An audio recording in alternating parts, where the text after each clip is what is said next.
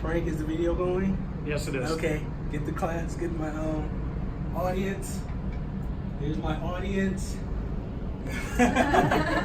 All right, I'd like to thank everybody for taking 10 to 15 minutes out of your day this afternoon. These are my workmates. My original plan was to have a group of people in my house, but somebody canceled, so I'm squeezing this in at work today. All right, so the topic of my speech is education, is specifically geared toward adults learning the benefits of learning a second language for the adult mind. All right, so as you can see on my slide up there, it has different languages. Now, I don't know all of them. I know bonjour, I know hola, but there's more benefits to learning a second language. All right, so interesting facts about language. Did you know that there are over 6,000 languages, close to 7,000 languages spoken in the world today? That's quite a few languages. Would you agree? If variety is the spice of life, that's a ghost pepper. Okay?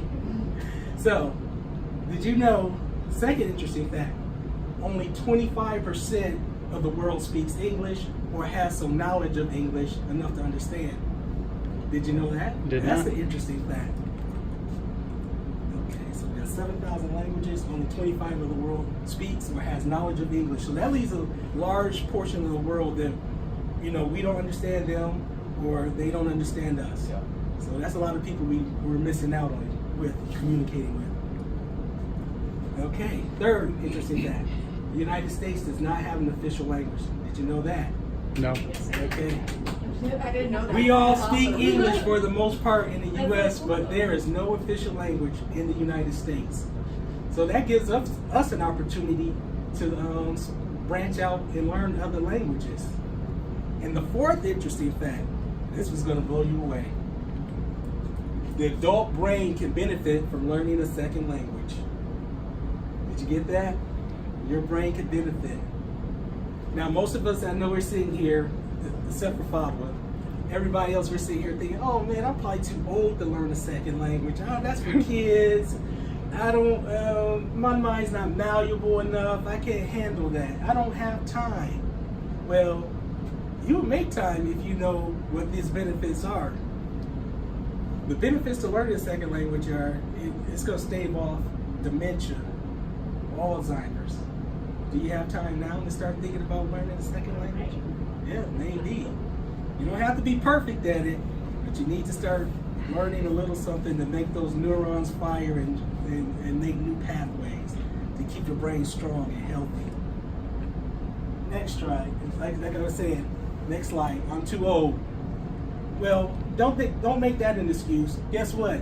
You can do these things at your leisure. You don't have to go to school and get up and go, get on a bus to do this. You can do this in your spare time. I'm shy, I may make mistakes. Nobody's asked you to be perfect. Well, quiet as it's kept, most of us probably don't even speak English perfectly. So don't let that be your excuse not to learn a second language. And then, I don't know what to say. Well, I think a lot of times we don't know what to say when we're speaking English, do we? We're like, okay, I'm lost for words. It's okay. You can be lost for words. Benefits to your mind. Let's see here. All right, so learning a second language. Did you know that you become smarter because you're taking in more information? You're learning some new pathways in your brain. That is a fact. That is a fact. Learning a second language improves your memory, increases your attention span. So if you have ADD or anything like that, well, guess what? Start learning something else, and then it focuses your mind. You stay smart longer. This is the interesting fact. This is why I want to learn. Studies have shown that learning a second language can stave off Alzheimer's disease for an average 4.5 years. So I like to keep my sanity as long as I can and know what I'm doing. And I'm sure you guys would too. Okay. All right, so now you got a path that you can choose. Do you want to go, there's a fork in the road. Do you like traditional learning experiences, or do you want to go at it on your own? Well, traditional environment, you're in a college class, you have students around you, you have a lead instructor giving you guidance through the process of learning that second language. That's all fine and good. You have the support of the class. The other side of that coin is your self-paced, internet-based classes or applications. So you can learn at your own pace, but there's not much support for you there. You have to seek out that support.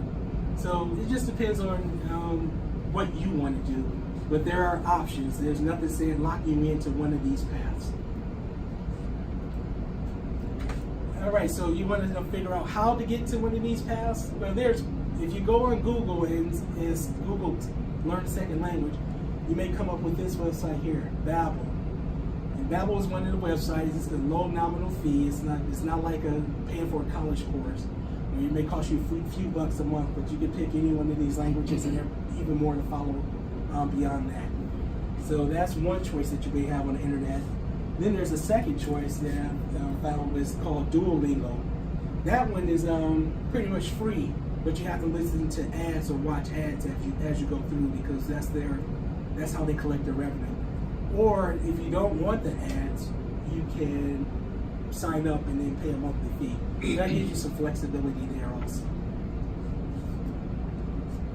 Or again, we have the traditional courses. And for us that live here in Phoenix, we do have a guest here with us from Connecticut. But for us that live in Phoenix, we have Maricopa Community Colleges. They have campuses throughout the county, and you can sign up for a language class that way if you like. It may cost a little bit more money. It's more structured. You got to maybe go to class 3 times a week, so it's not as much flexibility. Being that we're pretty much all working people, we probably want the flexibility side of this. Okay. That is the end of my presentation.